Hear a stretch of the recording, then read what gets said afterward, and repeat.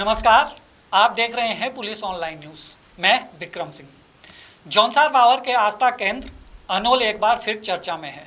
इस बार महाराज में अपनी आस्था रखने वाले लोगों में पुजारी और प्रबंध समिति को लेकर भारी नाराजगी है। मामला मंदिर में एक दंपति द्वारा अपने बच्चों का जन्मदिन मनाने को लेकर है।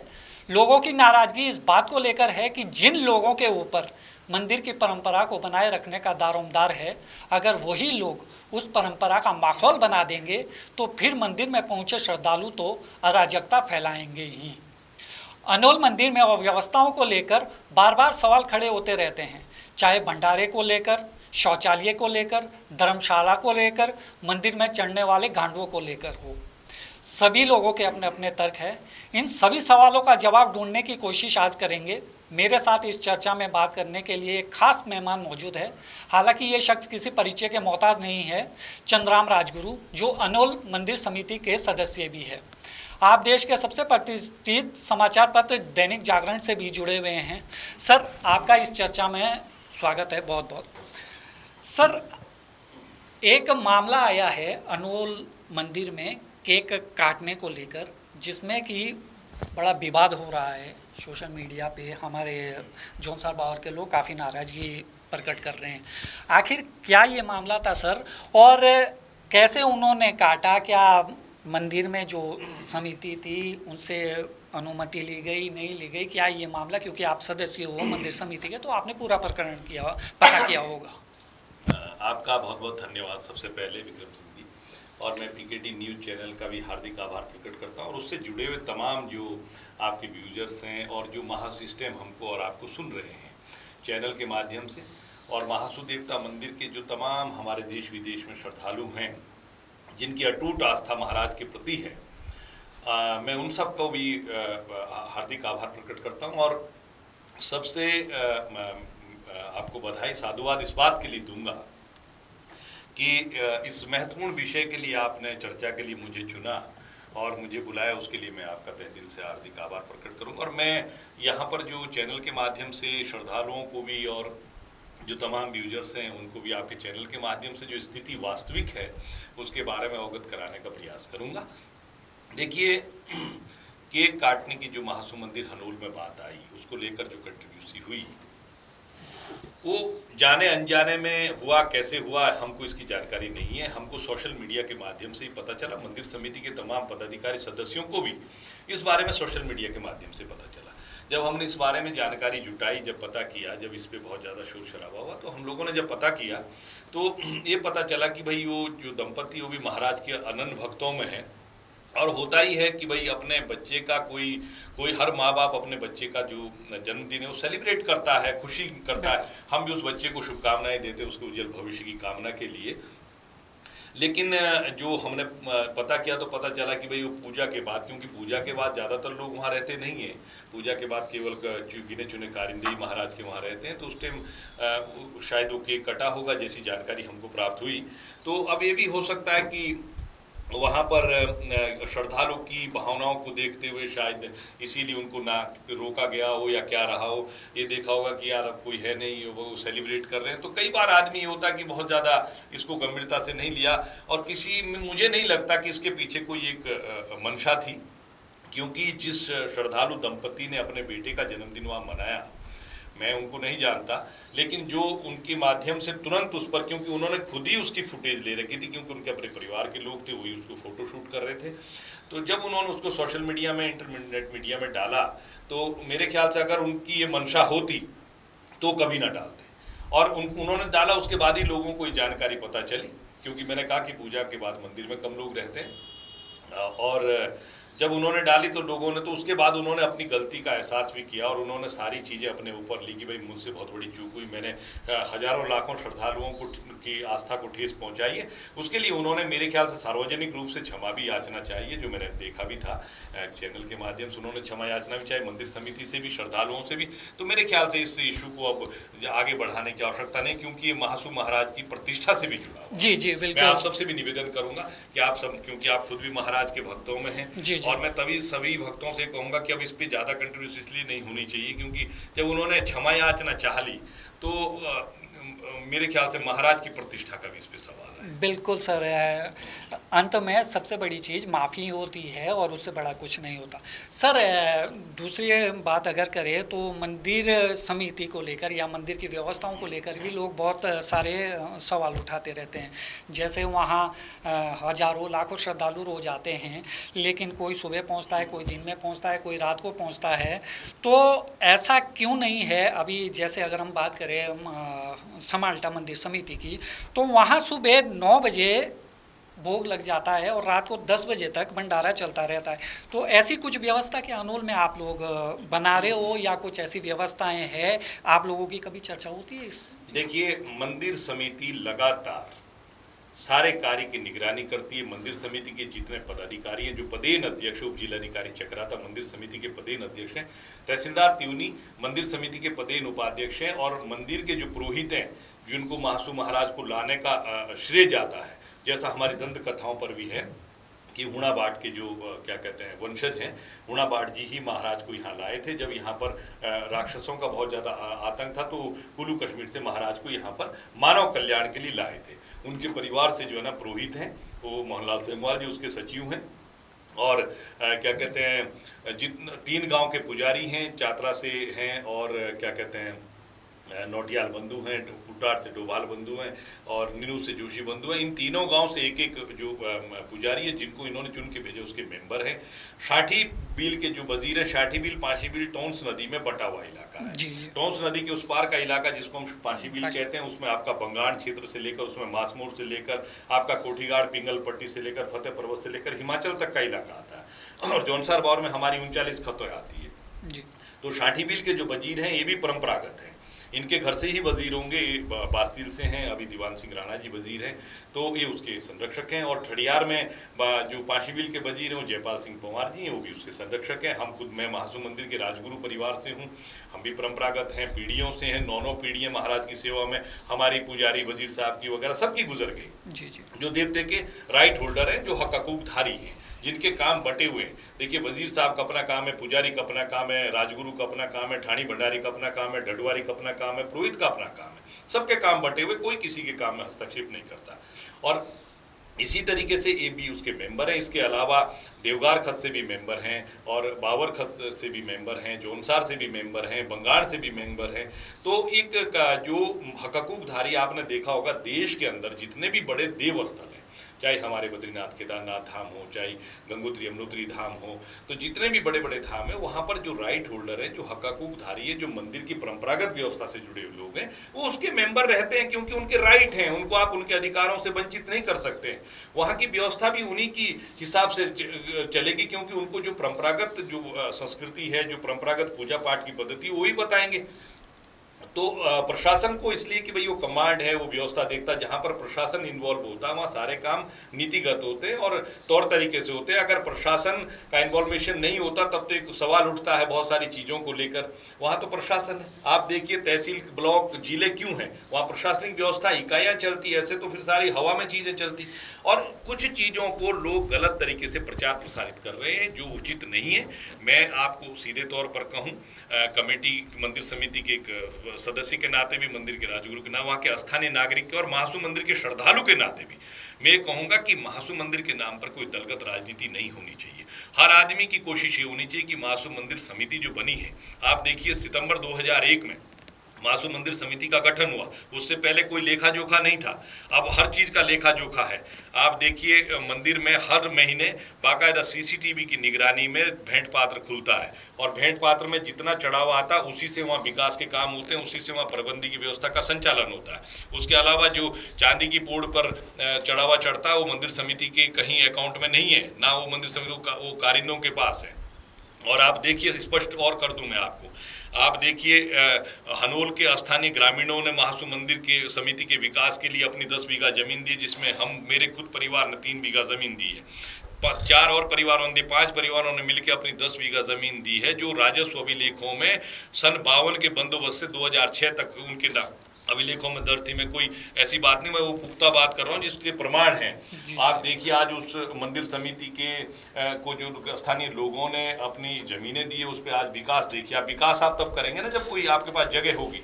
आज देखिए वहाँ पार्किंग स्थल है, 200 गाड़ियों की व्यवस्था, पहले वहाँ 2 गाड़ी को ठहराने की, आज देखिए वहाँ जो करीबन 400-500 श्रद्धालुओं को ठहराने के लिए सराय बना रखी है और बाकायदा आधुनिक सुविधा संपन्न जो है ना वहाँ महिला और पुरुषों के लिए अलग अलग शौचालय बने हुए हैं और लंगर जो है ना पिछले 8 साल से चल रहा है। इसके अलावा आप देखिए महासू मंदिर में चांदी की पोड़ का निर्माण हुआ, उसके लिए अमृतसर से कारीगर लाए गए महाराज की अनुमति से। पीछे महाराज का कलश बना, उसके लिए भी अमृतसर से कारीगर लाए गए और समिति कक्ष बना। और आप मैं बताऊं कि जब हर महीने देवते की तिजोरी खुलती है वो श्रद्धालुओं की मौजूदगी में, प्रशासन की मौजूदगी में, कमेटी के सदस्यों की मौजूदगी में खुलती है बाकायदा रजिस्टर में। विक्रम सिंह जी मैं आपकी जानकारी के लिए बता दूं, कभी आप आइए चेक करिए 2000 के कितने नोट्स, 1000 के 500 के कितने, 200 के कितने, 100 के कितने का पूरा सिक्कों का तक विवरण होता है और वो पैसा बैंक में जाता है। और जो वहाँ 13 स्थानीय लोग हैं जिनको रोजगार मंदिर समिति ने दे रखा है। अब मैं आपको बताऊं कि आप कह रहे थे कि समाल्टा मंदिर से, तो देखो मैं उस पर भी आप प्रश्न आपका जवाब दूंगा। एक समाल्टा मंदिर में चालदा महाराज जी हमेशा प्रवास पर रहते हैं, वो एक अस्थायी व्यवस्था है। हनोल मंदिर में 12 मास श्रद्धालुओं का आवागमन रहता है और विकास एक ऐसी सतत प्रक्रिया है कि आप जितना भी करेंगे उतना आपको कम नजर आएगा। मैं आपको बताऊं, आप तो खुद जौनसार बावर के मूल निवासी हैं, आप महासू महाराज के भक्त भी हैं, आपकी पीढ़ियां महाराज की सेवा में है। वहाँ पर आप देखते होंगे, आप जब मंदिर में आते हैं तो वहाँ पर पहले क्या सुविधाएं थी, आज देखो 20 साल में कितनी सुविधाएं। प्रत्यक्ष को प्रमाण की आवश्यकता नहीं होती, उसके बाद भी लोग तरह तरह की बात, भाई समिति को सहयोग करिए ना। सर वहाँ एक ये भी सवाल उठ रहा था कल परसों जब ये विवाद आया कि महिलाओं के साथ भेदभाव होता है या शेड्यूल कास्ट के लोग जो आते हैं उनके साथ भेदभाव होता है।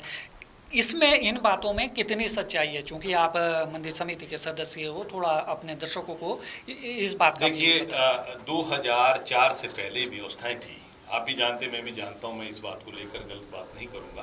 पहले था, लेकिन 2000 जब कमेटी बन गई प्रशासन की मौजूदगी में, उसके बाद 2004 से 5 में एक महाअनुष्ठान महासू मंदिर हनोल में हुआ जिसका कार्यक्रम का संचालन तमाम शांठी पाशी के वहाँ प्रबुद्ध नागरिक थे, मंदिर से जुड़े हुए तमाम देवमाली थे, कार सेवक थे, जो वहाँ के हक उधारी सबसे स्थानीय जनप्रतिनिधि थे, आप जैसे तमाम सामाजिक संगठनों से जुड़े हुए प्रबुद्ध नागरिक थे वहाँ पर। और उन सब के सहयोग से वहाँ पर एक अनुष्ठान हुआ। लगभग आप शांठी पाशी यमुना घाटी से लगभग हिमाचल से 65 देवी देवताओं की पालकी आई और एक महानुष्ठान हुआ। सबके सहयोग से वो आयोजन महासू महाराज की कृपा से सफलतापूर्वक संपन्न हुआ। और उस टाइम एक निर्णय ये हुआ कि पहले वहाँ सैकड़ों वर्षों से बलि प्रथा चली आ रही थी। आप जानते हैं जातर जब चढ़ती थी महाराज की तो बकरा कटता था, कटुआ है। उसके बाद फिर ये प्रश्न आया कि कोई छोटे छोटे मेमने भी काटते थे, तो फिर ये प्रश्न आया कि हम लोगों ने समिति में प्रस्ताव लाया, सबके सहयोग से, सभी प्रबुद्ध नागरिकों के, देवमालियों के सहयोग से, कारिंदों के सहयोग से एक व्यवस्था ये बनी कि भाई अब मंदिर में काट मार ठीक नहीं, इसका विकल्प जो है ना हम जटा नारियल दें। उसके बाद उस पशु बलि प्रथा को बंद होने के लिए भी 5 साल लगे। 2010 में तत्कालीन एसडीएम हीलागिरी जी थे, तत्कालीन तहसीलदार हरगिरी गोस्वामी जी थे, तमाम कमेटी के मेम्बरान थे, हम लोग भी थे, हक हकूकधारी थे सारे, उनके सबके सहयोग से, प्रबुद्ध नागरिकों के सहयोग से फिर पशु बलि बंद हुई। 10 के बाद आज महासू मंदिर हनोल में पशु बलि नहीं। घाटुओं की बात मैं करूं आपको, लोगों ने गलत तरीके से घाटुओं को प्रचार प्रसारित किया। आप पहले घाटुओं की परंपरा को समझो ना, घाटुओं को लोग कैसे चढ़ाते, जिसकी मानता होगी मानी वो घाटुआ चढ़ाएगा। घाटुओं को चढ़ाने के पीछे विक्रम सिंह जी, आप तो खुद एक अच्छे रिपोर्टर भी हैं और उस क्षेत्र के नागरिक भी हैं, वहाँ की संस्कृति को भी जानते हैं, परंपरा को भी जानते हैं। घाटुआ जब मंदिर में चढ़ जाता तो पुजारी उस पर पानी डालता, उसका एक निर्धारित मूल्य होता है, पुजारी की अपनी कार होती है। उसके बाद उस पर तिलक लगता है और उसके बाद उस घाटुए पे आप डोरी नहीं बांध सकते, उसको बाड़े में नहीं रख सकते, ना उसको मार सकते, ना काट सकते, ना खा सकते। और वो घाटुआ खुले में विचरण करता, उसकी निगरानी के लिए एक अनुसूचित जाति की महिला को गांव में रखा गया, उसको रोजगार दिया गया, वो सिर्फ निगरानी करती। वो आपके बगीचे में जाए, आपके खेत में जाए, आपके आंगन में जाए, कहीं भी जंगल में जाए, खुले में ही विचरण करते हैं, क्योंकि उनको कोई किसी प्रकार की रोक टोक नहीं होती, वो सामान्य मौत उनकी होती है। जब उनको कोई काट नहीं सकता, बेच नहीं सकता, खा नहीं सकता, मार नहीं सकता, तब वो मरते हैं तो उनको जंगली जानवर, उनको दबाए तक नहीं जा सकता। तो ऐसे में जो अभी कुछ दिन पहले 2-3 खांडुओं की मौत हुई, वो सामान्य मौत हुई और उसको प्रचार प्रसारित किया गया कि 14-15 गलत है, बिल्कुल सरासर गलत है। हम उसकी कड़े शब्दों में निंदा करते हैं, मंदिर पूरी समिति उसकी कड़े शब्दों में निंदा करती है। क्योंकि देखिए, हमने कहा मंदिर समिति के नाम पर कोई दलगत राजनीति नहीं होनी चाहिए, आपको तथ्यों के साथ बात करनी पड़ेगी। और आप देखिए, उसका कोई विकल्प तलाशो ना, जैसे पशु बलि का, उसे मैं आपको बताऊं वहाँ क्या समस्या है। श्रद्धालु एक दिन आता है, अपना दर्शन किया, उसने घांडुआ चढ़ा, अपना चले गए। कोविड की वजह से 2 साल मंदिर बंद रहे, उसके बाद अचानक मंदिर देवस्थल खुले, सैकड़ों वहाँ पर कितने विशु आए महाराज के, जो हमारी परंपरा, सैकड़ों की संख्या में वहाँ पर जो है ना घांडुए चढ़े। आज घांडुओं की तादाद इतनी बढ़ गई, समस्या क्या हो गई कि मंदिर समिति को दोहरा दबाव झेलना पड़ रहा है। जो हनोल, चातरा, ठडियार के जो लोग हैं, वो मंदिर समिति को कह रहे हैं, साहब इन घांडुओं को बंद करो आप चढ़ाना, क्योंकि यहाँ पर हमारी फसलें और बगीचे चौपट हो गए, और क्या कहते हैं, आप जो है ना बंद करो। अगर मंदिर समिति उस पर रोक लगाती है तो श्रद्धालु कहते हैं कि आप हमारी आस्था के साथ खिलवाड़ कर रहे हैं। तो आप समझो ना मंदिर समिति की समस्या को। इसका विकल्प ये तलाशा जाना चाहिए था। मैं कल एक और चैनल में था, वहां भी चर्चा कर रहा था, वहां भारत चौहान जी भी थे, तमाम हमारे नंदलाल भारती जी भी थे, और क्या कहते हैं राकेश उत्तराखंडी जी भी थे, और भी तमाम लोग थे उसमें। तो मैं उनसे भी चर्चा कर रहा था। मैंने कहा देखिए, इसका एक विकल्प ये तलाशा जाना चाहिए। उसमें मंदिर समिति अकेले कुछ नहीं कर सकती, उसमें देवमाली, जो वहाँ के मंदिर के जो स्थानीय हक हकूकधारी हैं, जो क्षेत्र के प्रबुद्ध नागरिक, उन सबके सहयोग से एक वहां पर शिव महापुराण कराया जाए और घांडुओं का विकल्प ये ढूंढा जाए। कोई तो छोटे छोटे मेमने चढ़ा रहे हैं, तो खाली बीद कटा रहे अपनी, तो भाई इसका विकल्प ये तलाशा जाए। जब हनोल मंदिर में भंडारा चल रहा है, उसमें वो सहयोग करे, वो भी तो धर्म का ही काम है महाराज का, या उसका कोई निर्धारित मूल हो। आप देखिए, हर साल जागरे मेले में, हर साल हरतालिका तीज पर महासू मंदिर का सबसे बड़ा पर्व जागरा मेला होता है, जिसको क्षेत्र की खुशहाली का प्रतीक माना जाता है। उस दौरान साल में एक बार महासू महाराज का स्नान होता है, जिसको नहान कहते हैं। तो आप देखिए, उसमें मंदिर समिति की तरफ से 15 से 20 हजार श्रद्धालुओं के लिए भंडारे की व्यवस्था होती है, और लंगर की व्यवस्था अलग है। उसके बावजूद जो है ना कह रहे हैं कि समिति न रहे। भाई समिति तो आज देखिए रख रखाव पैसे का है। आप जब मंदिर में प्रवेश करते हैं, बाकायदा बोर्ड लगा हुआ है, उसमें मंदिर समिति का अकाउंट है, कोई भी श्रद्धालु उसको चेक कर सकता है। जी, आपने बहुत अच्छी जानकारी दी, और मुझे लगता है कि तमाम जो भी ये लोगों के जहन में ये चीज़ें चल रही थी अव्यवस्थाओं को लेकर कि क्या होता है, वो क्या क्यों ऐसा चल रहा है अनूल में, तो आपने बहुत अच्छी, जहाँ तक आपने बताया कि वो छुआछूत को लेकर, तो मैं बता रहा था, वो थोड़ी में वो छूट गया था। तो 2004-05 के जब अनुष्ठान संपन्न हुआ महाराज की कृपा से, तो महानुष्ठान के बाद ये व्यवस्था हुई कि भाई जो चांदी की पोड़ है, वहाँ तक आम श्रद्धालुओं को जाने की अनुमति दी गई। कोई किसी को नहीं रोक रहा, ना महिलाओं को। हाँ, कोई स्वेच्छा से नहीं जाना चाहेगा, वो अलग बात है, लेकिन अगर कोई रोकता है तो वहाँ मंदिर प्रबंधन समिति के हमारे प्रबंधक हैं, वहाँ सहायक प्रबंधक हैं, वहाँ पर क्या कहते हैं त्यूनी में तहसील प्रशासन है, थाना है, आप अपनी शिकायत करिए। आज तो तमाम शिकायत करने के साधन है, आप लिखिए उस पर कि भाई मेरे को फला आदमी ने रोका या मेरे को इस आदमी ने रोका। और दूसरी बात, उसकी शिकायत इसलिए भी पुख्ता हो जाएगी क्योंकि हनोल महासू मंदिर में चारों तरफ सीसीटीवी कैमरे लगे हुए हैं। आप जहां से प्रवेश करते हैं और चांदी की पोड़ तक आप सीसीटीवी की निगरानी तो अगर आप गलत कहेंगे तो सीसीटीवी की निगरानी में आप वहां कैप्चर हो जाएंगे। तो मुझे लगता है कि जितने ये तमाम सोशल मीडिया पे सवाल उठ रहे थे, उन सारी चीज़ों का जवाब दिया है भाई साहब ने। और अगर कुछ इसके अलावा है तो हमारे उस पर कमेंट करें, हम आपकी कोशिश करेंगे कि हर बात का जवाब दिया जाएगा। चाहेंगे आप आपको टोकूंगा विक्रम भाई, सॉरी, मैं ये चाहूँगा कि आप के चैनल के माध्यम से भी, और आप जैसे तमाम जो प्रबुद्ध नागरिक हैं उनके माध्यम से, क्योंकि आप भी महाराज के अनंत भक्तों में हैं, कि महाराज की आस्था और महाराज की प्रतिष्ठा, क्योंकि देश भर में महाराज की ख्याति है, हमको उस ख्याति का भी ध्यान रखना पड़ेगा, क्योंकि महासू महाराज से ही जौनसार बाउर की पहचान है। बिल्कुल। और वो हमारे शिरोधारी हैं, हम आप सबके शिरोधारी हैं। तो महाराज के यहाँ पहली बात, तो जो गलत करेगा उसको वो दंड देने के लिए अपने आप में ही सक्षम है, किसी को कहने की आवश्यकता नहीं है। बिल्कुल। और रही बात, क्या कहते हैं, वो कहते हैं ना कि महाराज जो भी करते हैं उनकी इच्छा होती है। कमेटी भी बनी, वो भी महाराज की इच्छा रही होगी, बिना महाराज की इच्छा के कोई कुछ भी नहीं होता है। तो आज जो व्यवस्थाएं आप देख रहे हैं, देखो सैकड़ों वर्षों पुरानी जो व्यवस्था है उसको बदलने में थोड़ा टाइम लगता है, बिल्कुल विकास धीरे धीरे बढ़ता है, लेकिन उसकी गति चलती रहती है। है। हम ये चाहते हैं कि आप सभी लोग अपने मंदिर समिति को अच्छे सुझाव दें, मंदिर समिति को आगे बढ़ाने में प्रयास करें, महाराज के नाम पर किसी प्रकार की दलगत राजनीति ना करें और उससे ऊपर उठकर सकारात्मक विचारधारा के साथ महासू महाराज को पांचवें धाम के रूप में विकसित करने के लिए सब लोग प्रयास करना चाहिए। मैं यही महाराज से कृपा। आपने सारी बातें कह दी है कि अगर कुछ आप लोगों के पास कोई भी सुझाव हो तो कृपया मंदिर समिति को देने का कष्ट करें। आप इस चर्चा में जुड़े, उसके लिए आपका बहुत बहुत धन्यवाद।